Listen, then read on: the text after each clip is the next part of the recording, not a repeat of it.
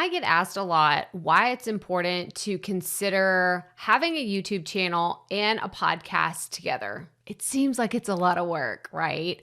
Well, first of all, let me just address this real fast. I had a podcast for a few years before I ever decided to go all in with creating my YouTube channel and really growing and scaling it. But today, I want to tell you how I do use my YouTube channel to create more content for my podcast. So let's get right to it.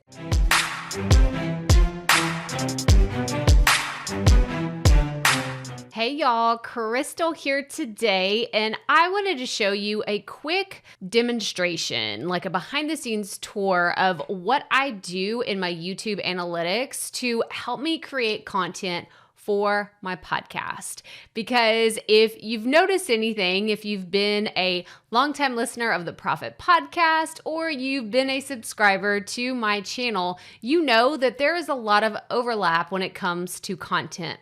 That is intentional. I actually did a recent training that you can find here. I'm going to link to it below, but it was for Podcast Movement University. And we talked about 20 different ways that you can repurpose one podcast episode. And of course, YouTube was one of those ways. And I just love the idea of planning content one time, creating something, and then using it in multiple different ways. So I wanted to take that same concept and idea and show you how I use the analytics on my YouTube channel to really gauge what type of content I should create next, either for the channel or for my podcast. So let's go to the computer and I'm going to show you a little behind the scenes. So we're in the back end of my YouTube studio. And what I've done is you go over to analytics, click on that, and that will bring you to what you're seeing right here. This is the dashboard, right? So you're in the dashboard and then you go down to the analytics. And what I want to see, or what I typically look at, is the last 6 months to 12 months, whenever I'm thinking, well, what type of content do I want to create next? What's performing really well? So I'm going to go up here, and because we're in 2022, I want to look at all of 2021 to see what performed really well. And I'm going to use that information to inform some of my content creation decisions. So I'm going to click on 2021. Okay, now from here, you're going to see just a lot of information. You're like, well, nothing really changed that much. Some of the information up here changed, but what I want to show you is you can come down here and I can see all of last year which ones were my top performing videos. Now, I've actually done a few podcast episodes and YouTube videos actually on why specific types of content perform really well on my channel. But something that I've noticed is anytime I talk about solo podcast, it works really, really well on YouTube. I'm going to link to a playlist below all about solo podcasters because I have a ton of videos for solo podcasters. But when I look at these, I'm like, okay, well, everything about intros and outros, podcast descriptions and show notes, and there were a few on equipment, the boom arm and the Blue Yeti microphone. So that tells me that these were popular topics on YouTube. Now, how can I use this information to help me on the podcast? Well, I want to go a little bit deeper into the actual keywords. If you're interested in learning more about SEO and keywords for podcast, make sure you go check out this video right here, and I'm going to link to some other resources below. I love talking about SEO and keywords. But what I want to do is go over to reach. And from there, I can see in all of 2021 that YouTube search was the highest percentage of how people were finding my content.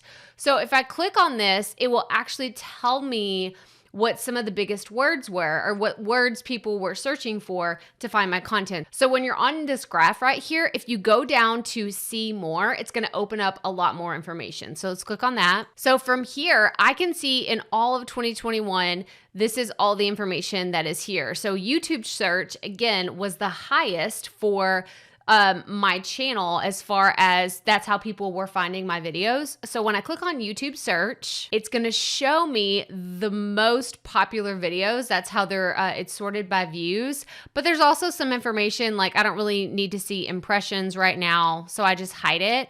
And then the impressions click-through rate, I'm going to hide that one as well. There we go. So now I can see the top 2. I mean, and this is a really, really big deal. Anytime I talk about show notes and solo podcast, that information is really popular on my YouTube channel. So this gives me a few different ways that I can interpret this information. One, I should create more videos about show notes and solo podcast. But 2, it also lets me know, like if I haven't talked about these things on my podcast, if you haven't checked out the Proffitt Podcast, make sure you go listen to it.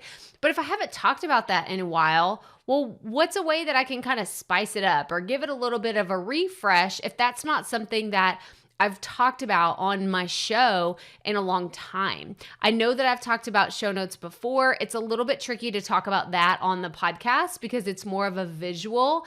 I could go into some, 8 tips to make your podcast show notes better or something like that, but I wouldn't want to do anything that's too visual because that would work better on YouTube, not on the podcast. You see where I'm going with this? We want to make sure that we are creating content specific to the platform and not just, I'm just going to create this and strip the audio from it. It doesn't work well that way.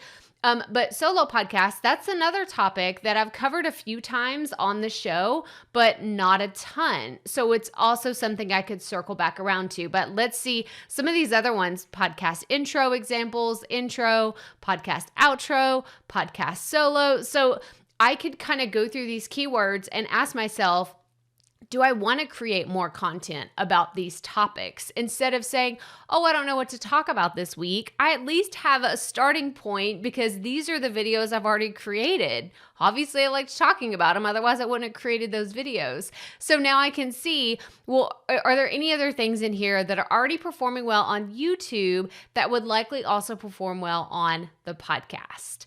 So that's all I have for you today. I just wanted to show you a quick behind the scenes of how I use the information on my YouTube channel to inform the type of content that I create on the podcast. So if you have any other questions or you want to see more behind the scenes for my YouTube channel, the podcast, like whatever, let me know in the comments below. I would love to hear from you, and that could be something that we feature in an upcoming video. But that's all I have for you today. So make sure you hit the thumbs up on this video if you found it helpful. Subscribe below if you have not already, and make sure you check out these other videos right here, all about content strategy and running your online business. And as always, remember, keep it up. We all have to start somewhere.